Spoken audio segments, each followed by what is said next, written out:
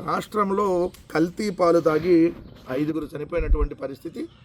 మరొక 12 మంది పరిస్థితి విషమంగా ఉంది.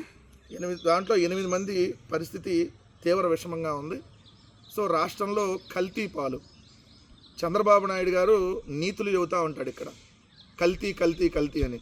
మరి అదే చంద్రబాబు నాయుడు గారి ప్రభుత్వంలో కల్తీ పాలు తాగి 5గురు చనిపోయినటువంటి పరిస్థితి. ఈరోజు రాజమహేంద్రవరంలో కల్తీ పాలు పోసినటువంటి ఆ వ్యక్తిని అరెస్ట్ చేశారు. ఆయన అనధికారికంగా నిర్వహిస్తున్న పాల కేంద్రంలో ఇథలీన్ గైకాల్ అనే కూలెంట్ రసాయనం పాలల్లో కలవటం వల్ల ఈ ఘోరం జరిగినట్టు దాదాపుగా నిర్ధారించారు. అంటే ఇక్కడ చూడండి, అనధికారికంగా నిర్వహిస్తున్న పాల కేంద్రం. గొప్పగా పనిచేస్తున్నాయి మన వ్యవస్థలో, అధికారులు భలే గొప్పగా పనిచేస్తున్నారు.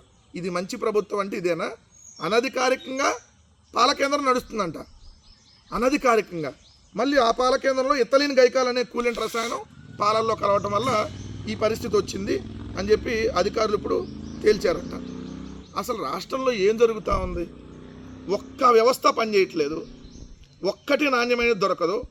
ఇది కల్తీ ప్రభుత్వం, దీంట్లో కల్తీ పాలు, ఇప్పుడు ప్రాణాలు పోయినటువంటి పరిస్థితి. ఇంకా ఇలాంటి ఎన్ని వందలు ఉన్నాయో ఇలాంటి కల్తీ పాల సేకరణ కేంద్రాలు, ఇప్పటికీ లెక్కలేదు. సో ఇంతమంది చనిపోతున్నా నిమ్మకు నీరెట్టినట్టుంటారు. హోంమంత్రి గారు ఏదో చట్టాలు తెస్తానని చెప్పి రోజు మాట్లాడుతున్నావు కదా మా హోంమంత్రి గారు. తీసుకురావాల్సిన చట్టాలు ఏంటి? ఇలాంటి కల్తీ పాలు ఎవడైతే తయారు చేస్తాడో, ఎవరైతే ఈ కల్తీ పాలు అమ్ముతారో, లేదంటే యూరియాను రసాయనాలతో కూడినటువంటి ఈ పాలను ఎవరైతే అమ్ముతున్నారో వాళ్ళ మీద కదా మీరు కఠిన చట్టాలు తేవాల్సింది. ఎవరో సోషల్ మీడియాలో పోస్ట్ పెడితే అంట కఠిన చట్టాలు తెస్తారంట. నిన్న ఇంతమంది పిల్లలు చనిపోతా ఉంటే మీరేమో పక్క బజ్జీలో పునుగులో ఏదో తింటా డ్యాన్సులు వేసుకుంటా ఇటుపోతుందో రాష్ట్రం అర్థం కావట్లా.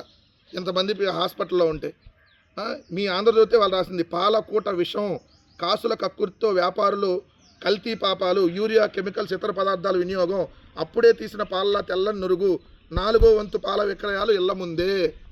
మరి ఏం చేస్తున్నారు 20 నెలలుగా? ఏ గుడ్డిగాడికి పళ్ళు తవ్వుతున్నారు? ముందు దానికి కదా సమాధానం చెప్పాల్సింది. జాగ్రత్త.